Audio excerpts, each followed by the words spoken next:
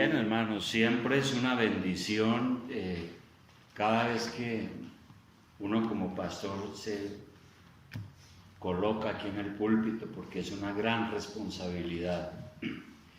Y quisiera, hermanos, quisiéramos una breve oración para que Dios nos abra el entendimiento, no estemos pensando en otras cosas, que el diablo no nos ponga a dormir, y espero que yo tampoco, y entonces podamos entender todas las cosas. Señor y Padre Celestial, te damos gracias, Señor, por esta preciosa oportunidad que tú nos das hoy de estudiar la palabra tuya, la que tú nos has dejado para nuestra salvación y edificación. Pedimos, Señor, que tú nos reveles todas tus verdades, nos ilumines el entendimiento para que podamos entender. En el nombre de Jesús damos gracias. Amén. Bien, hermano, nosotros estamos llevando una serie de sermones expositivos en la carta del apóstol San Pablo a los Corintios. Así que en sus Biblias les invito a abrir Primera de Corintios. Estamos en el capítulo 2 y vamos a tratar hoy del versículo 6 al 16. Todos con la Biblia, porque cuando se predican sermones expositivos quiere decir que vamos avanzando detenidamente por cada versículo, tratando de, con la ayuda del Espíritu Santo, entender lo que Dios quiere decirnos. Bien, recordando un poco, esta carta fue escrita por el apóstol Pablo a una iglesia en la ciudad de Corinto, allá en Grecia, mar Mediterráneo, una ciudad costera, pero era una ciudad muy pagana y por supuesto era una ciudad donde la población era muy orgullosa, por cuanto eran griegos, muy orgullosas de su filosofía. La palabra filosofía, ¿qué significa? ¿Cuál es la etimología de la palabra filosofía? Significa amor a la sabiduría. Eso significa la palabra filosofía. Sofía es sabiduría y filos de adherencia. Entonces, los griegos eran orgullosos de su filosofía. Allí habían nacido los grandes, en Grecia, ¿no? Platón, Aristóteles, todas estas personalidades que dejaron cosas muy importantes, por supuesto, para la civilización occidental. Sin embargo, Pablo llegó allá y estos filósofos se burlaron de él. Y le dijeron, ¿y este de qué nos está hablando? Esto que él está diciendo es algo loco.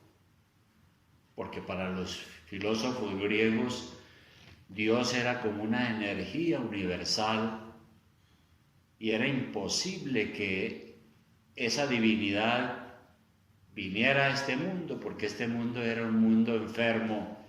Platón decía que era la cárcel del alma, uno venía aquí a purgar. Era un mundo imperfecto, había el verdadero mundo perfecto que estaba en otro lugar. De manera que los griegos y las personas que vivían en Corinto eran orgullosas por su oratoria, su elocuencia. Allá nacieron los grandes oradores como Demóstenes y otros. Y mucho de la oratoria y de la elocuencia que hoy en día se tiene, viene de allá. Pero Pablo realmente no le prestó atención a ese asunto. Realmente él menospreció un poco la sabiduría de los griegos, su filosofía. Y él mejor predicó el mensaje del Evangelio con toda sencillez, confiando que el Espíritu Santo convencería a los pecadores y transformaría los corazones. Pablo no dijo, no, pues aquí yo estoy en medio de filósofos, ahora sí me tocó ser un un gran orador aquí porque si no voy a quedar mal. No, él dijo, no, yo vengo con el mensaje sencillo del Evangelio, que es el que cambia los corazones. Y explicó que el Evangelio no es el que es loco.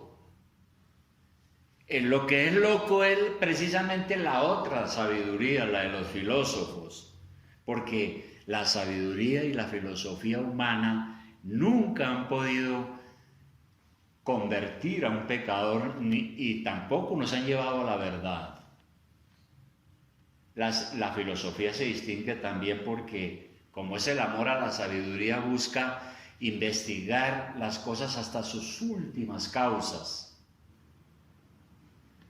Y Pablo dijo, no, realmente la filosofía no sirve, la verdad es Cristo. Por lo tanto, Pablo dijo, nosotros no tenemos ni nos interesa esa sabiduría de los griegos, esa filosofía. A nosotros nos interesa es el Evangelio. Ahora, hay una sabiduría que es buena. ¿Cuál es la filosofía? ¿Cuál es la sabiduría que es buena? Entonces Pablo empieza a decir que es la sabiduría de Dios. Esa es la sabiduría verdadera y buena. Entonces aquí vamos a mirar el versículo 6. ¿Cómo es la sabiduría de Dios? Dice Pablo, sin embargo, hablamos sabiduría entre los que han alcanzado madurez. Y sabiduría no de este siglo o no de este mundo, ni de los príncipes de este siglo, no la sabiduría de los gobernantes de este mundo, que perecen, o sea que se mueren.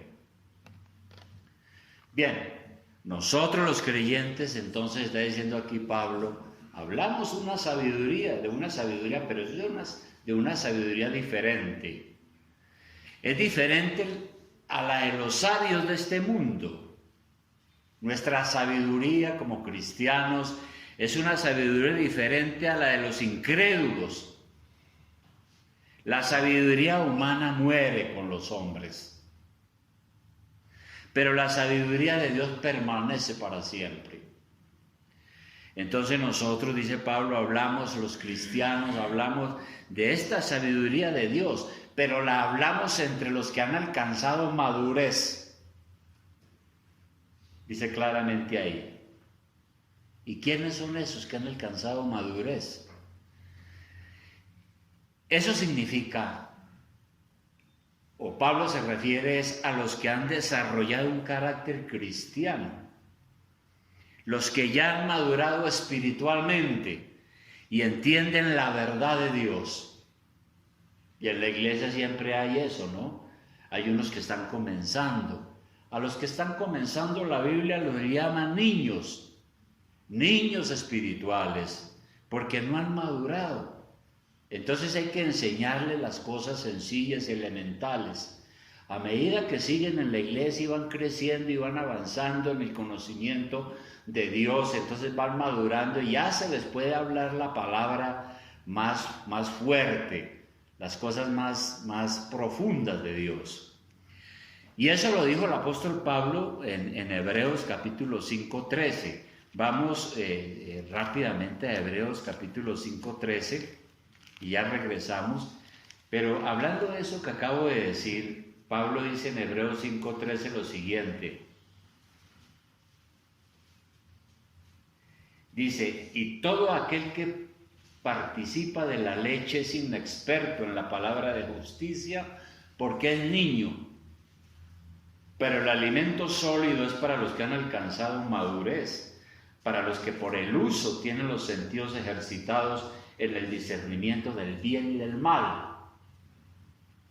Entonces, si una persona lleva 50 años en el Evangelio, ha sido asidua lectora de las Escrituras, ha sido un hombre de Dios, pues conoce mucho y ya tiene bien ejercitado su discernimiento, ya tiene claro lo que es bien, bueno y lo que es malo.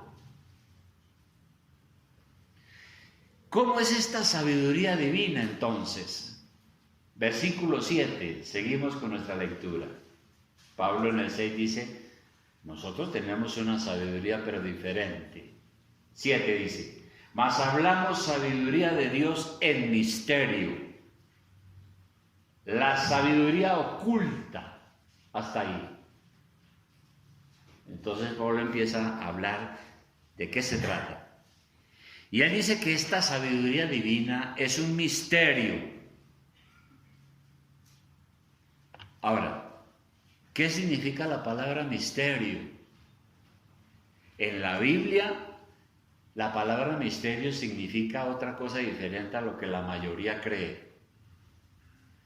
En la Biblia la palabra misterio no es algo que no se puede conocer, sí se puede conocer, pero es algo que está oculto hasta que Dios nos lo revela.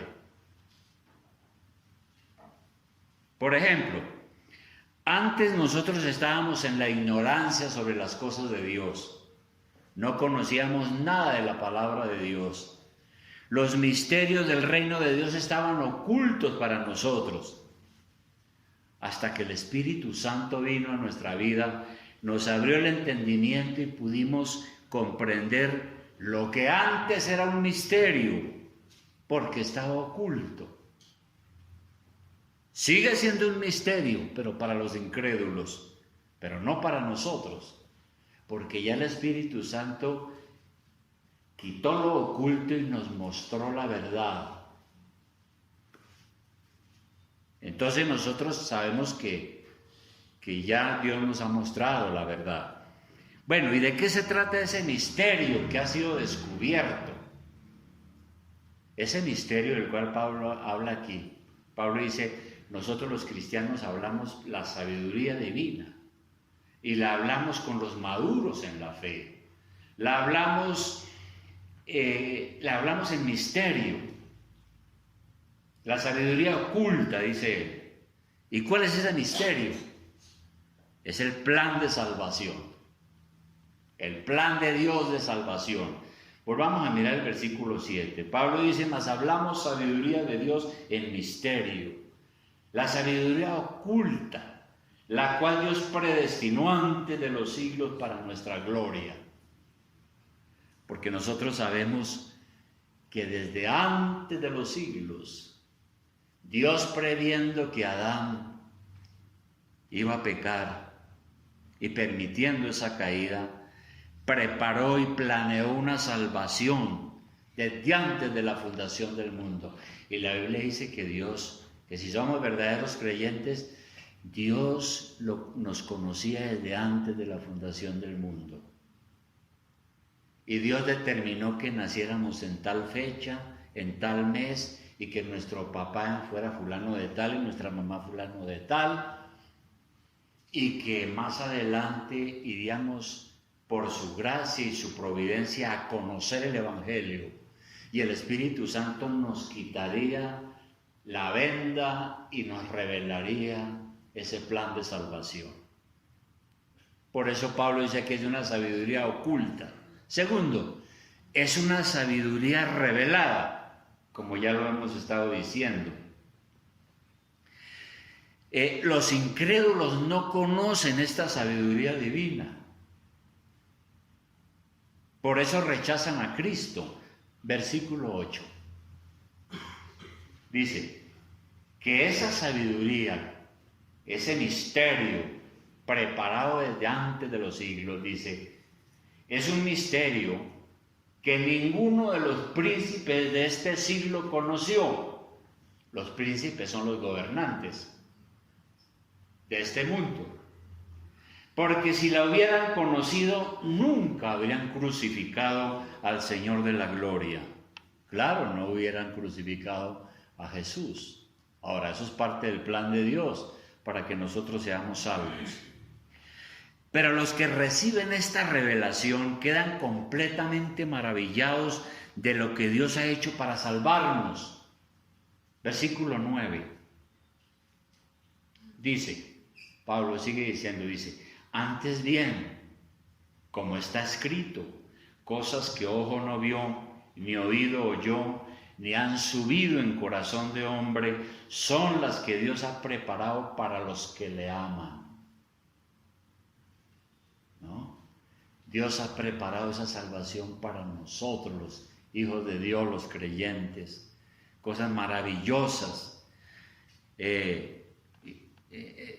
Esa sabiduría es la de Dios. Esa sabiduría de Dios la explica el apóstol Pablo también en Romanos 8:28. Y ya regresamos nuevamente a nuestro pasaje. Pero en Romanos 8:28, Pablo dijo lo siguiente. Dice, y sabemos, Romanos 8:28, dice Pablo, y sabemos que a los que aman a Dios, ¿y quiénes aman a Dios? Los creyentes. Todas las cosas les ayudan a bien. Esto es, a los que conforme a su propósito son llamados, al propósito de Dios eterno.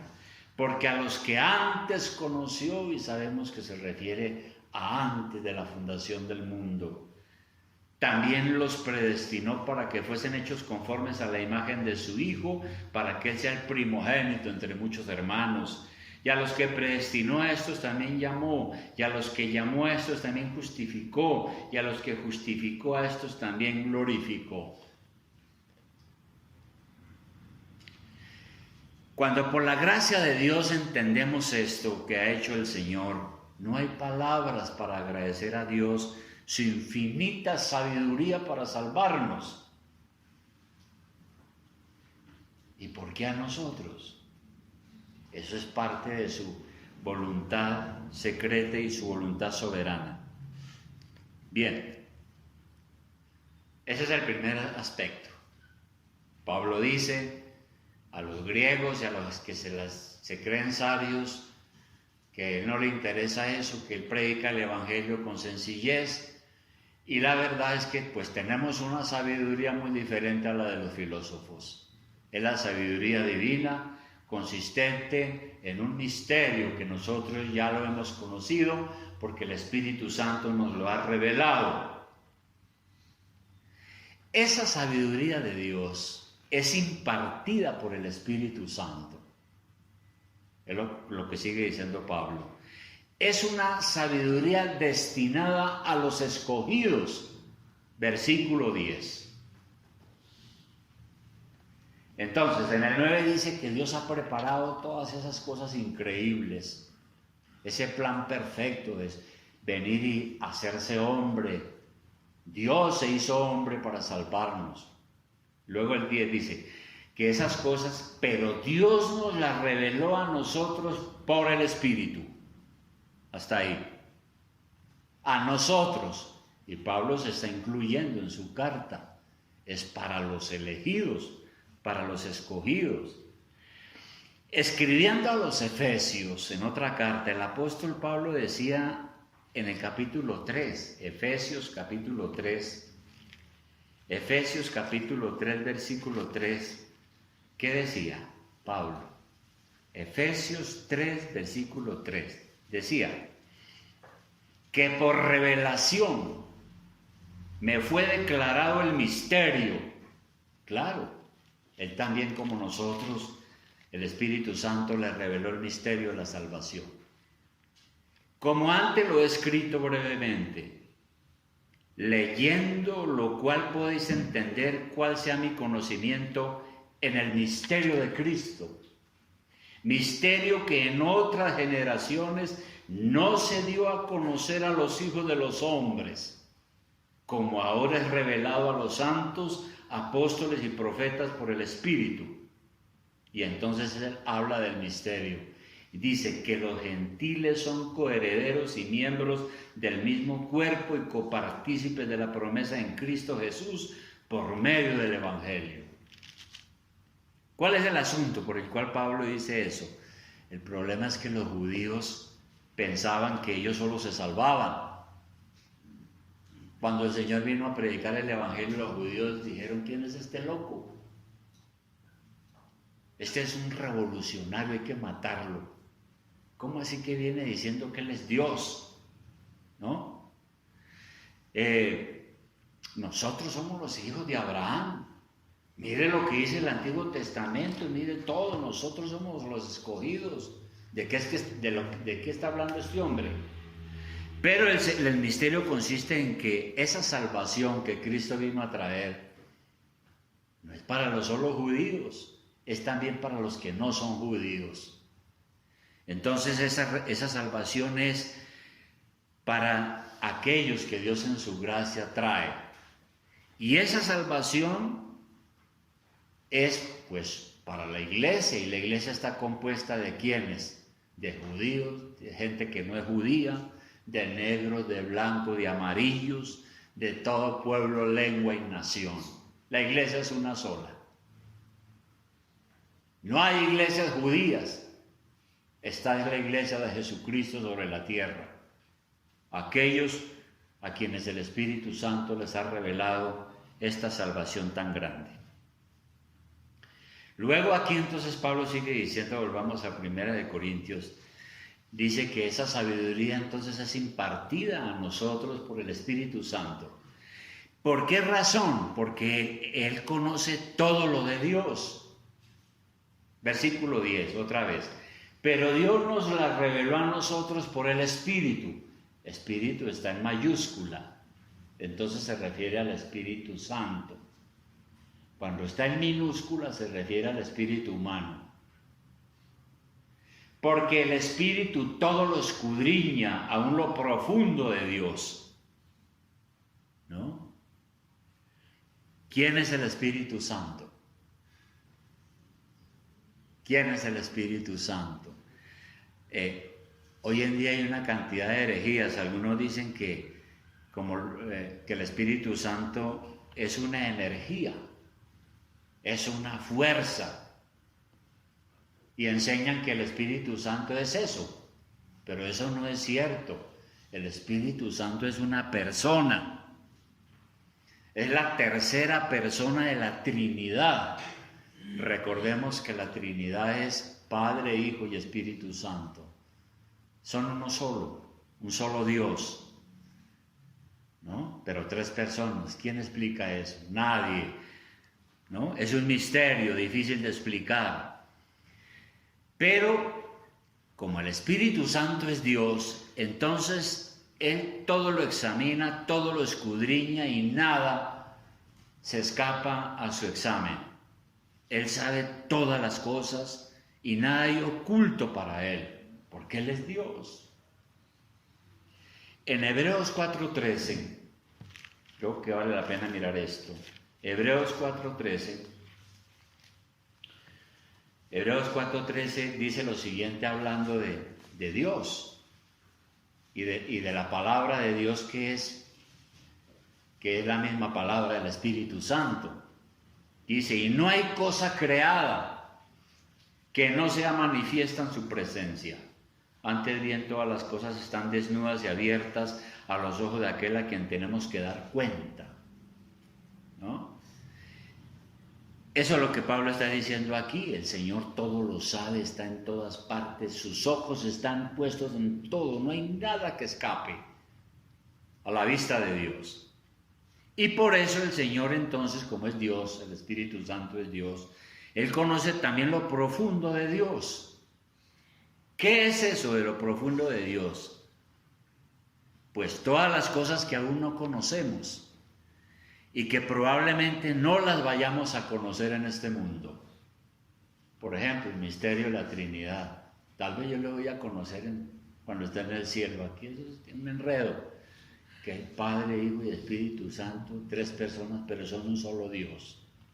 Y yo dejo quieto eso ahí, porque eso Dios no me lo ha querido revelar. Me reveló el misterio de la salvación, pero ese misterio, como otros, Dios no nos los ha revelado. Conocemos entonces solo lo que Dios nos ha revelado. Por ejemplo, conocemos las riquezas de la sabiduría y del conocimiento de Dios. Romanos 11:33. Romanos 11:33. Cuando Pablo examina lo que es la salvación y todas estas cosas, Pablo exclama lo siguiente aquí en el versículo 33. Dice, oh profundidad de las riquezas, de la sabiduría y de la ciencia de Dios. Y lo dice con signo de admiración, está escrito. Cuán insondables son sus juicios e inescrutables sus caminos. Porque ¿quién entendió la mente del Señor? ¿O quién fue su consejero? ¿O quién le dio a él primero para que le fuese recompensado? Porque de él y por él y para él son todas las cosas. A él sea la gloria por los siglos. Amén. Entonces, hermanos, el don de la salvación que Dios nos ha dado es lo que nosotros conocemos. Es una riqueza, una sabiduría. Conocemos estas cosas del Señor, estos misterios que ya Dios nos lo ha revelado. Celebramos la cena del Señor y explicamos que Cristo viene otra vez. Y es un tema que en otro tiempo lo hemos hablado. Otra cosa que dice aquí Pablo sobre este asunto de que esa sabiduría nos la imparte el Espíritu Santo, es que nosotros conocemos las cosas de Dios gracias a Él, al Espíritu Santo. Versículo 11. Dice, porque ¿quién de los hombres sabe las cosas del hombre sino el Espíritu del hombre que está en él? Y la palabra Espíritu está en minúscula.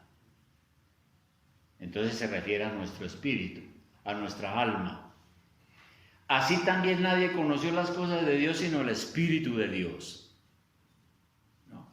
Dios nos ha creado a nosotros los seres humanos con cuerpo, pero con un espíritu también, o alma, que es lo mismo, ¿no? Y es por esto que somos capaces de pensar, de sentir, de razonar. Somos diferentes a los animales.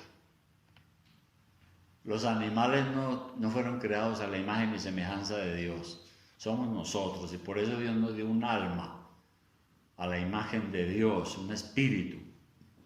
Y por eso somos seres racionales, podemos pensar.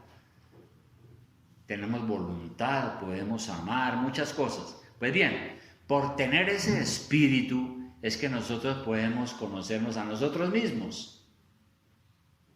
Si no, entonces uno sería un idiota o un animal. Nosotros sabemos cosas de nosotros mismos que nadie sabe. Es decir, cada uno de nosotros nos conocemos a cada uno. De igual manera nadie conoce mejor a Dios que Él mismo, el Espíritu Santo, porque Él es una de las personas de la Trinidad, vive en el seno del Padre. Y Dios nos ha dado el Espíritu Santo para que podamos conocer a Dios. El Espíritu Santo está con nosotros y por eso podemos conocer a Dios y tener la sabiduría de Dios. Y por eso somos cristianos. Si uno no tiene el Espíritu Santo, pues uno no es cristiano. Y sigue diciendo Pablo algo en el versículo 12. Dice, y nosotros no hemos recibido el Espíritu del mundo. Ahora, ¿qué es eso del Espíritu del mundo? ¿Cuál es el Espíritu del mundo? ¿Qué es lo que está diciendo Pablo ahí? ¿No? El Espíritu del mundo, ¿cuál es? Bueno, es sencillo. El espíritu del mundo es la manera de pensar y de sentir de aquellos que no tienen a Cristo, que no han recibido esta revelación, que no han sido salvos. Vivir según el espíritu del mundo es vivir en la incredulidad amando el pecado. Pero todo lo contrario, ahora hemos recibido el Espíritu de Dios y sabemos de qué se trata esta salvación. Por eso ahora hablamos con la sabiduría de Dios. Volvamos a seguir el versículo, a leer el 12. Nosotros no hemos recibido el espíritu del mundo, sino el espíritu que proviene de Dios para que sepamos lo que Dios nos ha concedido. Lo cual también hablamos, no con palabras enseñadas por sabiduría humana, no por la filosofía de los hombres, sino con la que enseña el Espíritu Santo, acomodando lo espiritual a lo espiritual. Entonces, ¿qué está diciendo Pablo? Ahora es el Espíritu Santo el que nos ayuda a interpretar las cosas espirituales para enseñar de una manera espiritual. Sabemos la verdad solo porque el Espíritu Santo nos la reveló, nos abrió el entendimiento y nos dio comprensión. Si el Espíritu no nos hubiera revelado la verdad, nunca la habríamos descubierto por nosotros mismos, debido al pecado. Y esto me hace entonces recordar lo que dijo el apóstol Pedro, Primera de Pedro 4:11, y ya regresamos. Pero en Primera de Pedro 4:11, aquí hay una cosa que el apóstol Pedro nos dice a nosotros, a la iglesia, sobre este asunto. Primera de Pedro 4:11. Dice el apóstol, dice, si alguno habla, o sea usted, porque está hablando a la iglesia, si alguno habla, hable conforme a las palabras de Dios. Es decir, hable conforme a la sabiduría de Dios. Si alguno ministra, ministre conforme al poder que Dios da para que en todo sea Dios glorificado por Jesucristo, a quien pertenecen la gloria y el imperio por los siglos de los siglos. Amén. Entonces, nosotros ahora usamos el lenguaje de Dios, la palabra de Dios, para explicar las cosas de Dios. Lo hacemos porque Dios nos ha dado el Espíritu Santo. Tratamos de usar las palabras de Dios porque es que es lo que verdaderamente instruye, o sea, el Evangelio, la Biblia. Y un tercer punto, hermano, y diría último punto, que vamos a tratar aquí, es que Pablo sigue diciendo que esta sabiduría que el Espíritu Santo nos ha dado, por la cual hemos podido conocer la salvación, el plan de Dios, todo, es una sabiduría para los espirituales. Versículo, pero antes de eso, usted encuentra en la palabra de Dios que hay dos clases de personas. En el mundo hay dos clases de personas. A unas se le llama espirituales o la persona espiritual. Y a la otra persona se le llama la persona natural o carnal o animal, para hablar más claro, porque a veces hay traducciones así. Bien, la sabiduría de Dios entonces, en primer lugar, no es para el hombre natural. Versículo 14. Dice, pero el hombre natural no percibe las cosas del Espíritu de Dios, porque para él son locura y no las puede entender, porque se han de discernir espiritualmente. Bien, entonces, ¿quién es esta persona natural de la cual Pablo está hablando aquí? Y está diciendo que el hombre natural no entiende nada de Dios. La persona natural es la persona tal y como viene a este mundo. No tiene el Espíritu Santo. Es un pecador. Hereda el pecado de Adán. No es cristiano. Esa persona natural está sorda, ciega y en total ignorancia acerca de las cosas de Dios. No ha sido regenerada por la obra del Espíritu Santo. Está en su estado natural. Y hay una descripción del hombre natural en Efesios 2, versículo 1. En Efesios 2, versículo 1. Porque nosotros éramos así, ¿no? Nosotros éramos personas naturales, no espirituales, naturales. ¿Y cuál era nuestra situación? Aquí en Efesios 2:1 él dice lo siguiente: Él, o sea, el Señor, os dio vida a vosotros cuando estabais muertos en vuestros delitos y pecados. Uno nace muerto en sus delitos y pecados. Nace vivo en el sentido espiritual, biológico, pero espiritualmente no.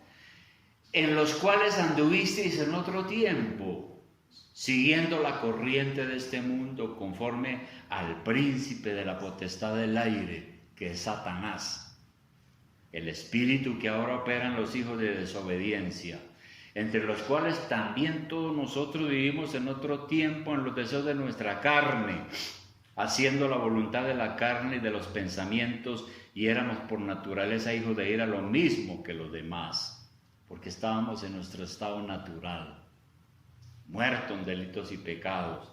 Y el 4 dice, pero Dios, que es rico en misericordia, por su gran amor con que nos amó, aún estando nosotros muertos en pecado, nos dio vida juntamente con Cristo. Dejemos ahí. Por supuesto, hermanos, que una persona en semejante condición es imposible que entienda las cosas espirituales. El hombre natural piensa que lo único verdadero son las cosas de este mundo. Usted habla con un hombre natural, una persona natural, o lo que llamamos un inconverso. Él no entiende nada de Dios, no sabe nada, no tiene el Espíritu Santo. Él cree que lo único es lo que ve aquí, está preocupado por las cosas de este mundo. Entonces, es un materialista, por eso no puede entender las cosas espirituales. Se burla de las cosas de Dios, es sordo a sus mandamientos. Para el hombre natural el evangelio es algo loco, algo absurdo, porque es un incrédulo y el incrédulo es incapaz de entender los asuntos espirituales, porque no tiene el discernimiento espiritual. No puede distinguir entre lo falso y lo verdadero, entre lo que es de Dios y lo que es del diablo, entre lo que es verdad y lo que es mentira. Por eso un pastor decía que nosotros tenemos que tener mucha paciencia con el inconverso, ¿no? Mucha paciencia, ¿no? La cual a veces no tenemos, ¿no? Porque estamos hablando con una persona que no entiende y no puede entender porque no tiene el discernimiento espiritual. Se necesita que el Espíritu Santo trabaje en su cabeza y en su corazón como lo hizo con nosotros. Y luego habla Pablo entonces del hombre espiritual. ¿Cuál es el hombre espiritual? Versículo 15.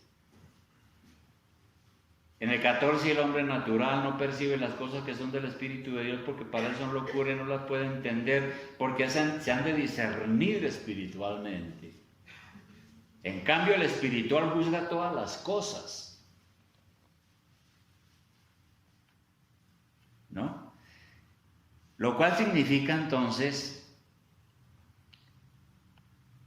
que la persona espiritual, ¿cuál es? Es la persona convertida a Dios. Es el que tiene el Espíritu Santo en su corazón, viviendo en su vida. Él sí ha entendido, puede distinguir la verdad de la mentira, lo que es de Dios y lo que es solamente humano. No se deja engañar, porque ahora el Espíritu Santo le ha revelado, tiene la sabiduría de Dios y tiene el discernimiento espiritual. Por eso es que Pablo entonces dice aquí en el versículo 15, en la segunda parte, dice, pero él no es juzgado de nadie. Él no es juzgado de nadie. Ahora, dice, en cambio el espiritual juzga todas las cosas, pero él no es juzgado de nadie. Aquí Pablo está diciendo que el hombre espiritual, el cristiano, puede juzgar todas las cosas. Él ya está en condiciones de examinar lo bueno y lo malo. Puede decidir entre las cosas y decir esto es pecado y esto es sano. Tiene ese discernimiento porque tiene la sabiduría de Dios. Sabe cómo actuar y qué es lo correcto. Y dice Pablo que a esa persona espiritual nadie lo juzga. Ahora, la palabra juzgar aquí es muy diferente a lo que nosotros entendemos por juzgar. tiene un pequeño cambio, vamos a entenderla. La palabra juzgar aquí más bien significa examinar. Si usted tiene el acceso un poco al tema griego, la palabra en el griego tiene varios significados. Uno de ellos es examinar. Entonces aquí debe entenderse en el sentido de que la persona incrédula no puede examinar a un verdadero creyente porque las tinieblas no pueden con la luz. Eso sería como los pájaros tirándole a las escopetas, ¿no? Una persona natural que no tiene el Espíritu de Dios, ¿qué me va a examinar? ¿Qué nos va a examinar a nosotros si no tiene el discernimiento espiritual? Al contrario, nosotros sí podemos darnos cuenta si está haciendo lo bueno o lo malo. Ahora, hay que tener claro algo. Si nosotros damos mal testimonio, los cristianos, y pecamos a la vista de los incrédulos, pues claro que ahí sí vamos a ser acusados, ¿no? Pero si andamos en el Espíritu Santo, pues nadie nos va a poder acusar de nada. Eso lo dijo Pedro en su primera carta. Vamos a mirar la primera de Pedro 2:11. Primera de Pedro 2:11. Primera de Pedro 2:11. Mire lo que dijo Pedro, y tiene relación con esto. Dijo, amados, o sea, a usted y a mí, a la iglesia, amados, yo os ruego como a extranjeros y peregrinos, porque nosotros somos extranjeros en este mundo, estamos de paso, que os abstengáis de los deseos carnales que batallan contra el alma. Aquí está diciendo Pablo que nosotros tenemos que tener mucho cuidado y no darle rienda suelta a nuestros pecados. 12. Manteniendo vuestra buena manera de vivir entre los gentiles, para que en lo que murmuran de vosotros como de malhechores, glorifiquen a Dios en el día de la visitación al considerar vuestras buenas obras. Lo que Pedro está diciendo aquí es que si usted se comporta bien como un verdadero cristiano, la gente no tiene nada que hablar mal de usted. Si hablan mal de usted, entonces lo están calumniando. Y Dios va a sacar a la luz las cosas, y los que van a quedar en vergüenza son los que están levantando ese falso testimonio. Ahora, en cuanto a la condenación eterna, ahí sí que menos pueden juzgarnos, porque el que nos va a juzgar es Dios en el juicio final. Y ya somos salvos. Por lo tanto, Pablo dice aquí que nosotros tenemos la capacidad de juzgar todas las cosas. Es que dice en el versículo 16, y terminamos. El versículo 16 dice de 1 Corintios 2, dice, porque ¿quién conoció la mente del Señor? Es decir, solamente el Señor es el que juzga. ¿Quién se condena y quién se salva? Dice, ¿quién le instruirá? Mas nosotros tenemos la mente de Cristo. Pablo dice que nosotros tenemos la mente de Cristo. ¿Eso qué significa? ¿Qué significa tener la mente de Cristo? No quiere decir lo que enseñan algunas sectas, algunas doctrinas falsas. Enseñan que nosotros somos iguales a Dios. Los mormones dicen que nosotros somos iguales a Dios. Y uno de los versículos que sacan dice, mira, ahí dice que usted es igual a Cristo, usted tiene la mente de Cristo. Pero tener la mente de Cristo no significa eso que enseñan las falsas doctrinas. Tener la mente de Cristo significa que nuestra manera de pensar está iluminada por el Espíritu Santo. Ahora, pensamos de una manera diferente al hombre natural, al hombre carnal, porque ya conocemos la verdad. Es en ese sentido que pensamos como el Señor, nos acoplamos a la voluntad de Dios. Por lo tanto, debemos orar para tener la mente de Cristo, porque solo cuando pensamos de acuerdo a Dios, de acuerdo a la palabra, vamos a estar enfocados de manera correcta. Antes no. Bien, hermanos, concluimos.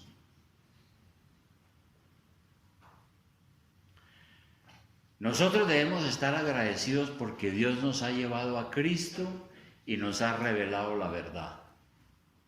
Cristo es la verdad. El Señor dijo: yo soy el camino, la verdad y la vida. Nadie viene al Padre sino por mí. Nosotros no conocemos la verdad en las universidades, ni en las academias, ni mediante la filosofía, ni mediante la ciencia, ni nada. Es solamente a través del Evangelio. Hemos recibido la promesa del Padre. Acuérdese que el Señor antes de ir a la cruz para ser crucificado, dijo a sus discípulos, dijo: no os dejaré huérfanos. No los dejaré huérfanos, yo enviaré el Espíritu Santo. ¿Cuándo vino el Espíritu Santo? En Pentecostés, hace 20 siglos. Está aquí y Él está en nuestro corazón. Y va a estar en el corazón de muchos incrédulos que no han conocido al Señor, porque Él es el que está haciendo el trabajo de la salvación ahora. Usa nuestras palabras al predicar para salvar a las personas. Agradecemos al Señor porque ha hecho que nosotros ahora seamos personas espirituales. Y debemos seguir creciendo y madurando. Y para eso hay que seguir estudiando su palabra, seguir orando, seguir hablando de esta sabiduría de Dios a quienes no conocen a Cristo, a lo que llaman aquí los hombres naturales. Y finalmente, hermano, quiero hacer la invitación que nos hizo el apóstol Pedro y que ya leímos, Primera de Pedro 4:11. Esa es la invitación final, Primera de Pedro 4:11.